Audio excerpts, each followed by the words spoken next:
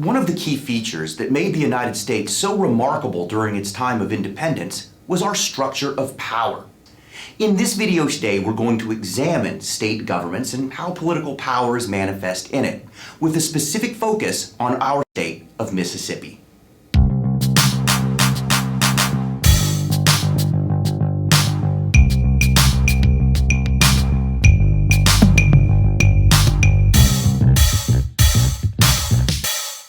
Our individual state governments were created and legitimized by Article 4 of the United States Constitution, which says, "The United States shall guarantee to every state in this union a republican form of government, and shall protect each part of them against invasion, and on application of the legislature or of the executive when the legislature cannot be convened against domestic violence."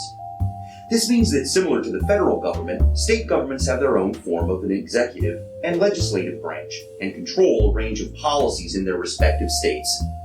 The chief executive of each state is referred to as a governor, and just like the president, there are executive office heads which are similar to the president's cabinet.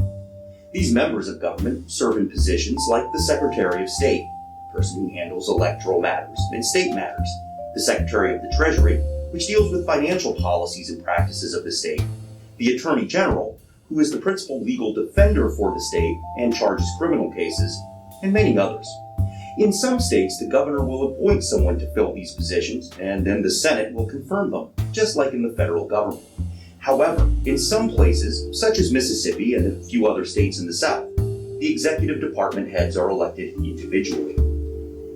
The legislative branch in Mississippi is divided into two different houses, the Senate and the House of Representatives.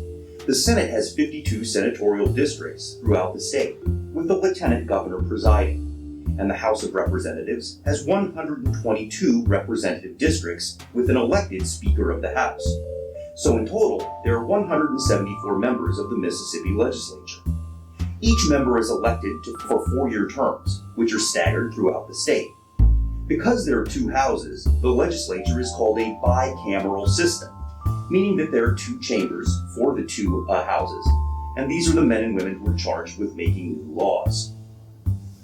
The executive and legislative branches work together with the legislature, creating laws, and then the executive fulfills those governmental duties that are entitled in the law.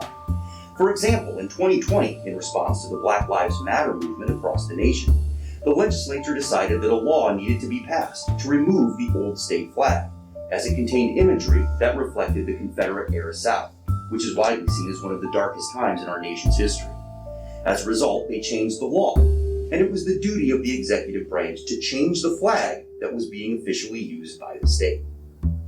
While the federal government has to recognize states as individual and sovereign governments, it still exercises a great deal of authority over them. For example, the federal government has the ability to regulate commerce between states, to ensure equality, and protect individuals from discriminatory practices.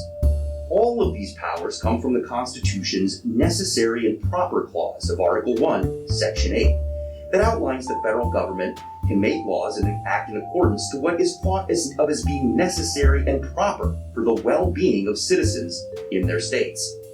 This clause was actually one of the main criticisms by the founders, as it was seen in the conflicts over strong national government versus strong state government. Over time, however, the power of the federal government has been stretched such that it now controls a great deal of things within and among states. However, foundationally, it is still the states that have control over a great many matters. Just like the federal government, it's important for our citizens to engage with and to understand state government. It has the same ultimate goal of representing its citizens and providing them with protections, services, and public goods that they might need in pursuit of creating a prosperous and happy life. Thanks for watching.